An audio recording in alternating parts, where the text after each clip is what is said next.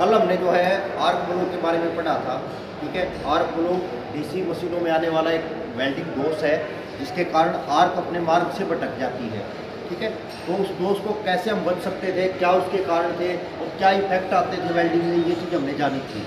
तो आज का जो हमारा चैप्टर है वो है डिस्टोर्शन एंड देयर टाइप्स। ठीक है, यानी कि डिस्टोर्शन क्या है, उसके प्रकार कितने हैं, उसके प्रभाव क्या पड़ते हैं वेल्डिंग में। ठीक है, और उसको कैसे कंट्रोल में लाया जा सकता है। क्लियर? तो ये तमाम चीज़ें हम इस चैप्टर के अंदर देखेंगे। तो सबसे पहले हम बात करते हैं डिस्टोर्शन चीज़ क्या है।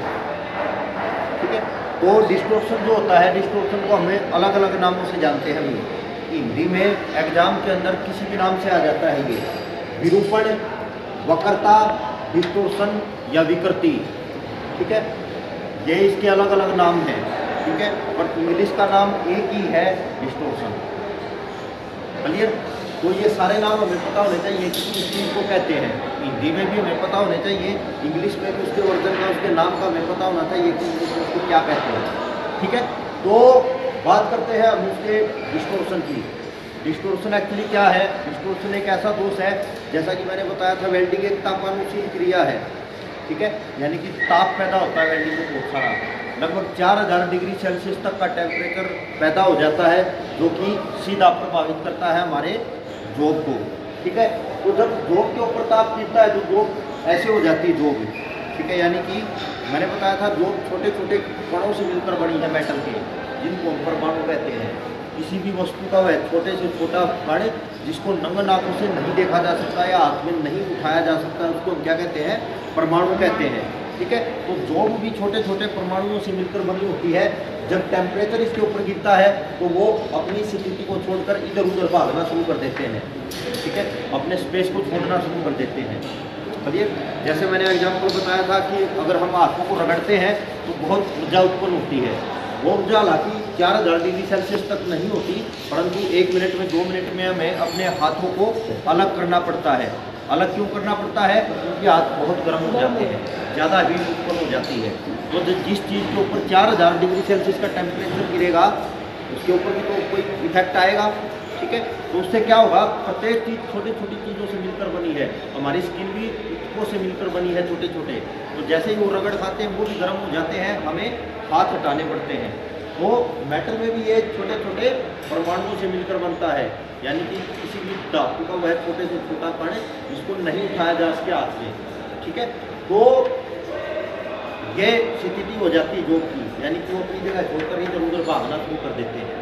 ठीक है, तो ये इस चीज़ को क्या कहते हैं? हिंदी में प्रसार, इंग्लिश में कहते हैं एक्सपेंशन। ठीक है, तो ये जो धातु में प्रसार होता है, फैलाव होता है। ठीक है, प्रसार का मतलब फैलाव। ठीक है, एक्सपेंशन। तो जब धातु में एक्सपेंशन होती है तो धातु में जो कण होते हैं, ये मेटल बना होता है जिनसे वो अपनी स्थिति को छोड़कर इधर उधर भागना शुरू कर देते हैं।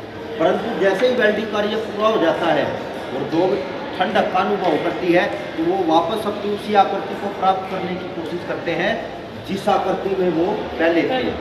ठीक है, जैसे एग्जाम्पल के तौर पर हम रबड़ को देखें। रबड़ को हम खींचते हैं और जब छोड़ते हैं तो क्या होता है? वो वापस उसी कंडीशन में आ जाती है। ठीक है, तो मेटल के कण भी अपनी उसी वास्तविक स्थिति को प्राप्त करने की कोशिश करते हैं जिसमें वो पहले थे। ठीक है, तो उस अवस्था में क्या होता है? उससे पहले प्रसार हुआ, फिर वापस उसी स्थिति को प्राप्त करने की कोशिश हुई। मेटल में हार्डनेस है तो उससे क्या होता है? संकुचन होता है, सिकुड़न होती है। ठीक है, मेटल के अंदर जैसे जैसे सिकुड़न बढ़ती है वो अपनी कई बार उस स्थिति को प्राप्त करने में नाकामयाब हो जाता है और उसकी आकृति बदल जाती है, उसका स्वरूप बदल जाता है। अगर वो पहले फ्लैट था तो वो कहीं ना कहीं से बैंड हो जाता है।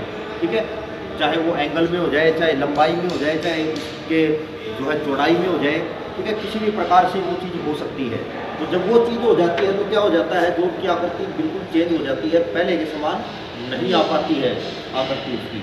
ठीक है, तो उसकी जॉब की किसी जॉब की आकृति का वेल्डिंग के बाद बदल जाना क्या कहलाता है? हमारा डिस्टोर्शन कहलाता है। अगर मैं एक लाइन की शब्दावली में बात करूं तो डिस्टोर्शन से हमारा अभिप्राय है कि जॉब का अपनी पहले किसी की वेल्डिंग ताप के प्रभाव के कारण जॉब की आकृति में परिवर्तन हो जाना।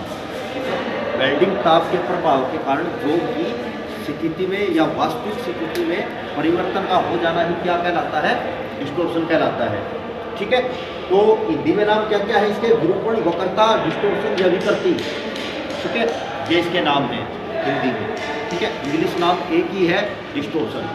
ठीक है, तो डिस्टोर्शन इंग्लिश नाम हमें जरूर याद होना चाहिए, इंग्लिश यूनिवर्सल लैंग्वेज है। ठीक है, वैश्विक लेवल पर है। ठीक है, तो जो टेक्निकल शब्द होते हैं वो पूरी दुनिया में इसको डिस्टोर्शन ही कहेंगे।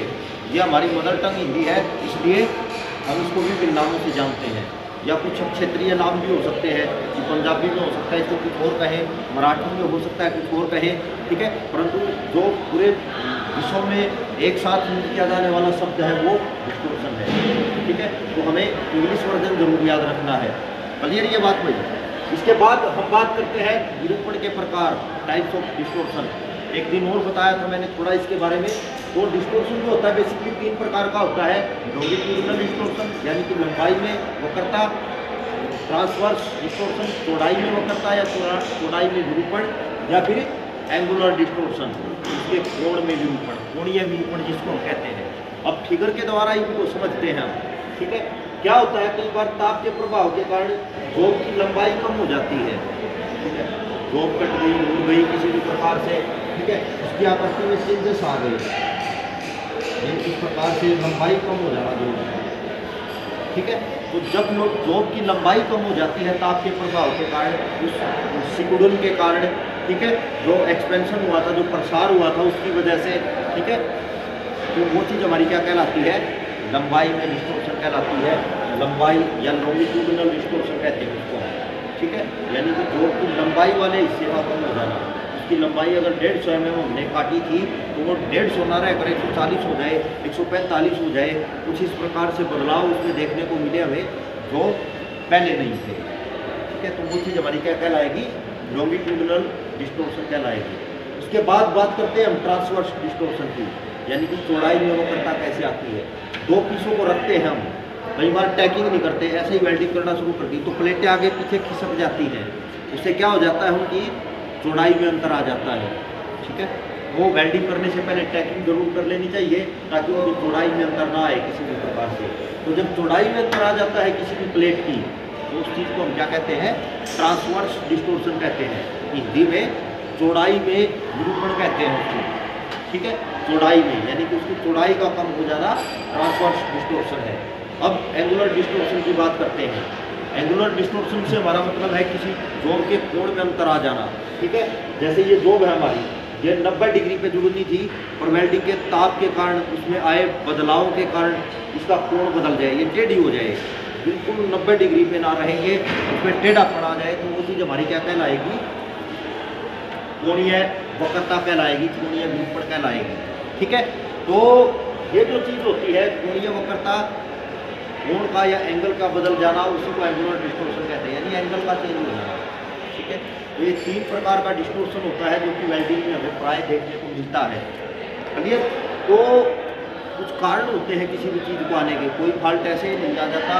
कुछ नियम होते हैं किसी काम को करने के, जब हम उनकी पालना नहीं करते हैं, सीक्वेंस वाइज किसी काम को नहीं करते हैं, जल्दबाजी में एक आधी चीज़ छूट जाती है, तो उसके इफेक्ट का परिणाम होता है कोई भी दोष, कोई भी फॉल्ट। ठीक है, तो विरूपण भी कुछ ऐसे चीज़ें हैं जिनकी हम अवहेलना कर देते हैं तो ये दोष आ जाता है। तो वो चीज़ें क्या हैं जिनको हमने छोड़ दिया था, जिनकी वजह से ये दोष आ गया है। ठीक है, तो सबसे पहले होता है भाई प्री हीटिंग की कमी। प्री हीटिंग का मतलब क्या होता है, कई स्टीलों के अंदर कार्बन की मात्रा अलग अलग होती है, सब चीज़ों की कठोरता अलग अलग होती है। कोई चीज़ ऐसी होती है आसानी से मुड़ जाती है, कोई चीज़ ऐसी होती है आसानी से नहीं मुड़ती है, बिल्कुल कठोर होती है। ठीक है, तो जो कठोर चीज़ें होती हैं जिनमें कार्बन की मात्रा ज़्यादा होती है, उनको पहले गर्म करना पड़ता है वेल्डिंग से, गैस के द्वारा भट्टियों में गर्म करते हैं उन जोकों को और फिर वेल्डिंग करते हैं ठंडी होने के बाद। तो उससे क्या होता है, ताप एक बार जोक के अंदर चला जाता है तो ये चीज़ अपनी सेटिंग पकड़ लेते हैं। जो मैंने बताया ये फैल रही थी चीज़ें, ये अपनी यथास्थिति को बनाए रखने में कामयाब हो जाते हैं।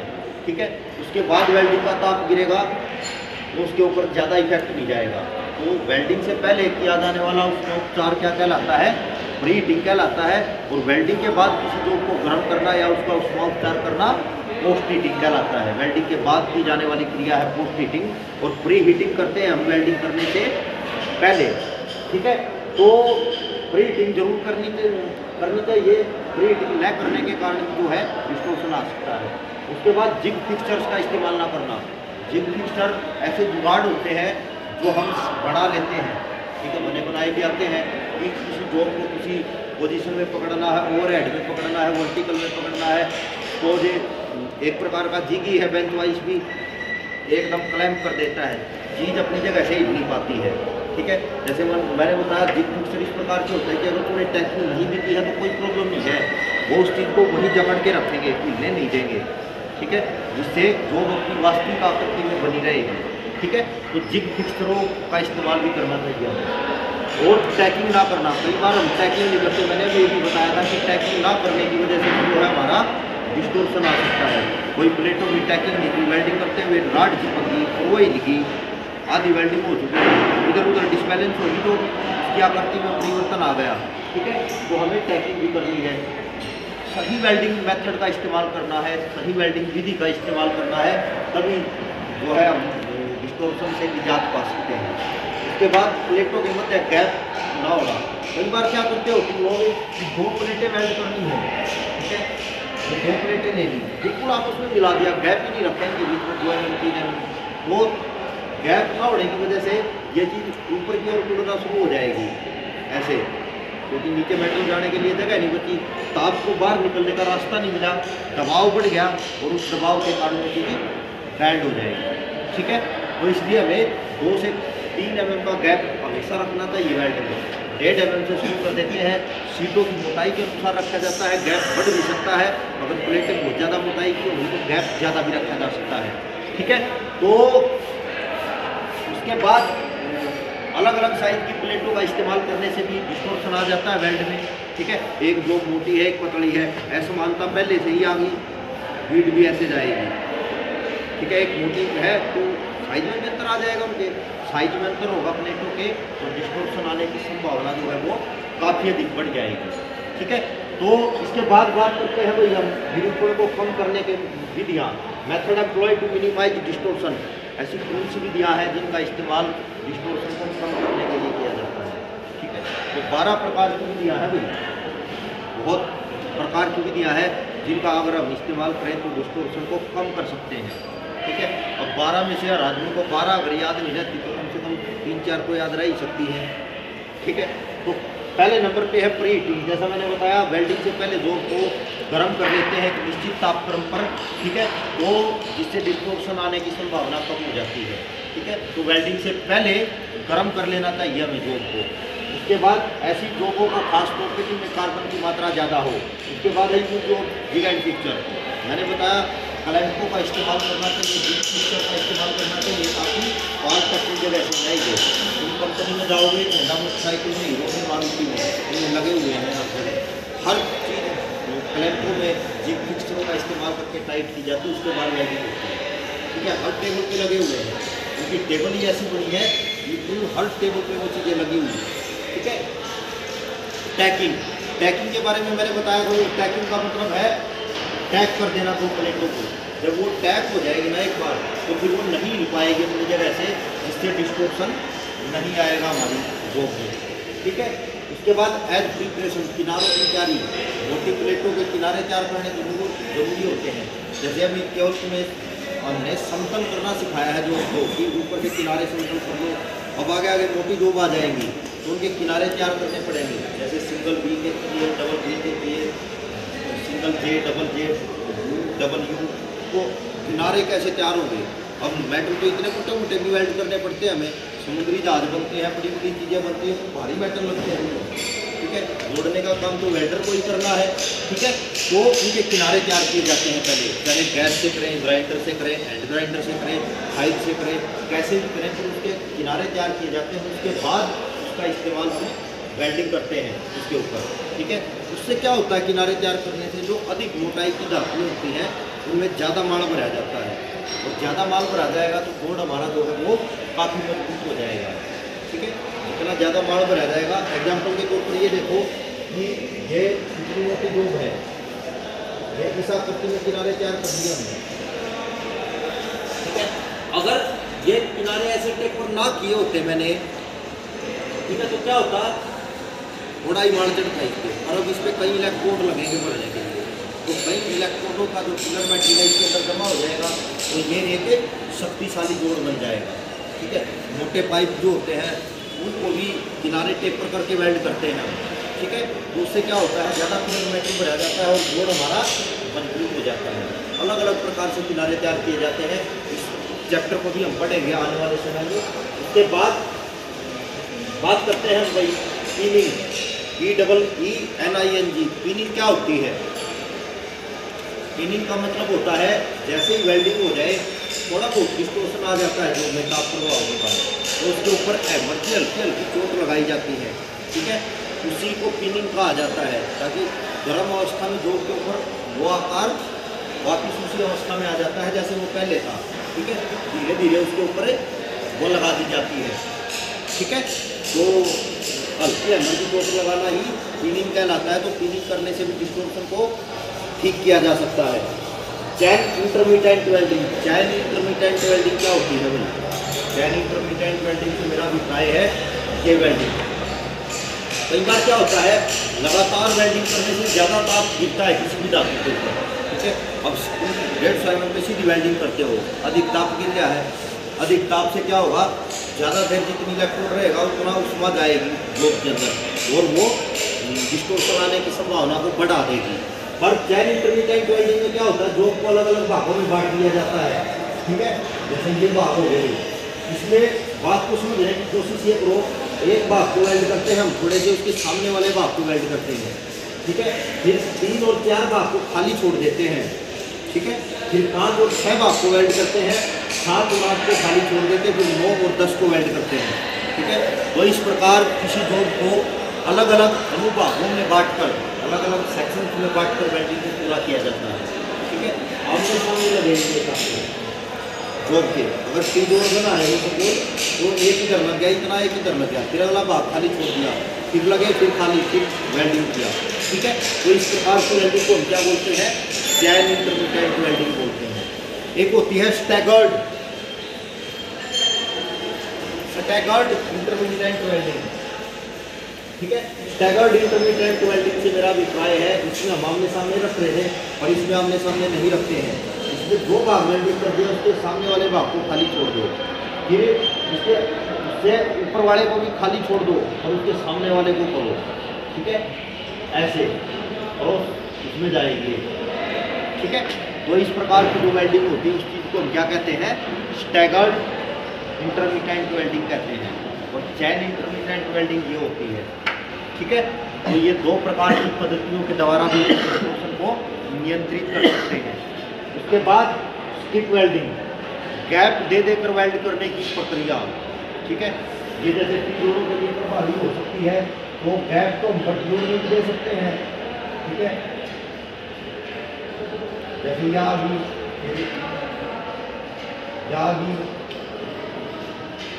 यानी कि गैप आ जाना जोड़ के बीच में, गैप दे देकर वेल्ड करने की प्रक्रिया हमारी क्या कहलाती है, स्टिक वेल्डिंग कहलाती है, ठीक है। तो स्टिक वेल्डिंग का इस्तेमाल करके भी हम डिस्टोर्शन को नियंत्रित कर सकते हैं।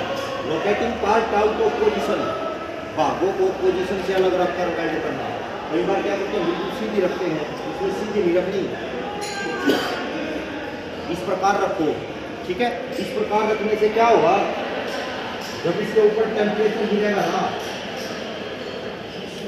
ठीक है, तो ये नीचे दब जाएगी, ठीक है, अपने आप ताप के प्रभाव से सीधी अवस्था में आ जाएगी, ठीक है।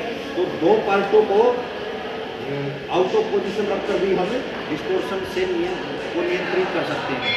उसके बाद spacing of part two allow और श्रिंकेज, श्रिंकेज का मतलब होता है संकुचन, ठीक है। किसी भी जोड़ के अंदर एक संकुचन होता है, ठीक है। संकुचन का मतलब है,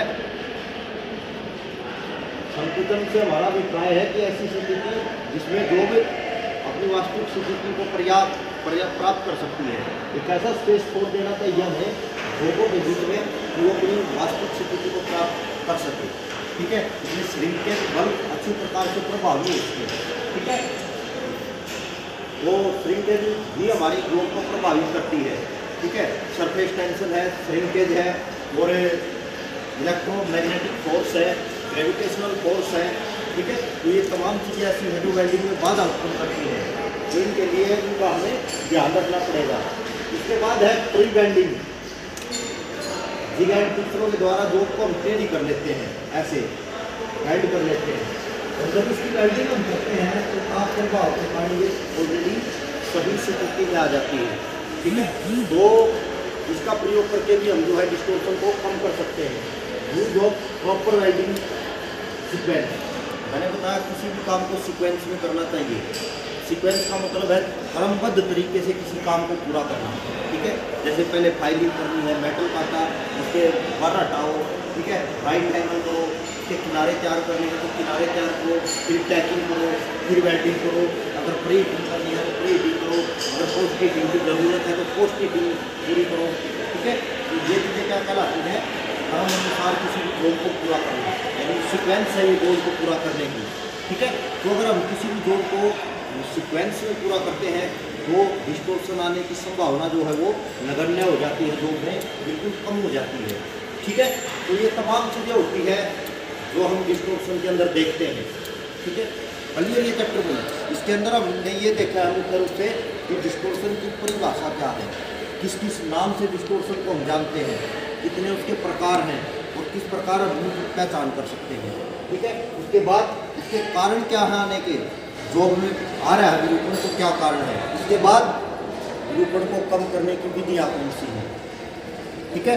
तो ये विधियाँ अपनाकर हम डिस्टोर्शन को कम कर सकते हैं, ठीक है। बिल्कुल रोका नहीं जा सकता तो काफ़ी हद तक न्यूनतम किया जा सकता है, ठीक है। तो चलिए ये चैप्टर में